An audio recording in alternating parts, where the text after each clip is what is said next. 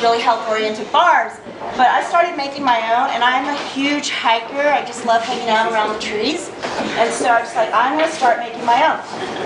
So it's really easy. I'm just going to tell you the ingredients real quickly. And I'm one of these people that I don't necessarily follow recipes. I tend to come more from a creative approach. So I do a little bit of this and a little bit of that. But for this demo, I went ahead and measured it out. So what I'm using here today is, I've got a half a cup of walnuts, and these are a lot of nuts and seeds, and I don't have a power here nearby, so I'm not going to use this, and thankfully I already chopped them all up in here in the food processor.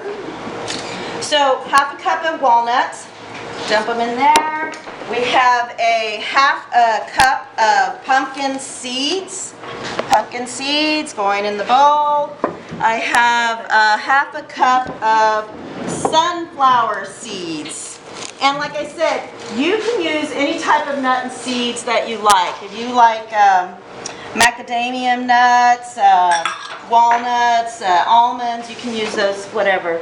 I have a half a cup of shredded coconut. I happen to love coconut. So feel free to be creative with whatever you want. I was just having a conversation with Tamara, is that right? Yes. And we were exchanging raw cacao ball recipes, and she was telling me you put, what, cranberries in yours and raisins?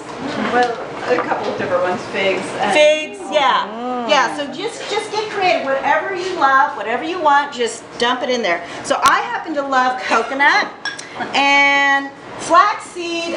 In the raw vegan world of cooking, preparation, is known as a natural binder, especially when you put moisture in your flax seeds. So I have about a third a cup of flax seeds, and then I put in some, these are just some cocoa nibs, so a little bit of cocoa nibs in here. And then I sometimes like to toast my sesame seeds, but in today's demo, they're not toasted. So I just like to dump a little bit of sesame seeds in there. So you just kind of mix them all up. Make sure you obviously wash your hands before you start playing with the food. That's, you know, just 101 playing in the kitchen, right? So,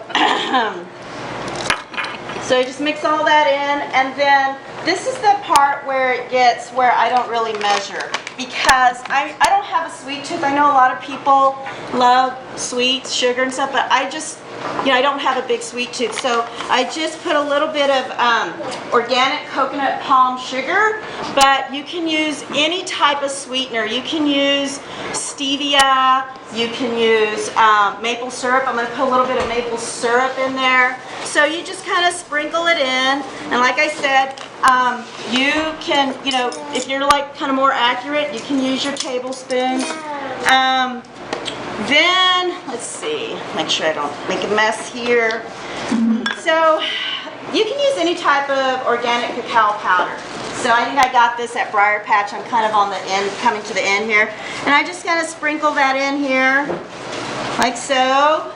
And, oh, these are some chia seeds. I forgot to put some chia seeds. I was grabbing these on the way out, and I just saw them in my pantry. Like, oh, this would be really cool to put in the demo. So I'm just going to sprinkle some chia seeds in here. And again, we're mixing now, mixing. And let's see, what else do I have? Oh, okay. So cacao butter.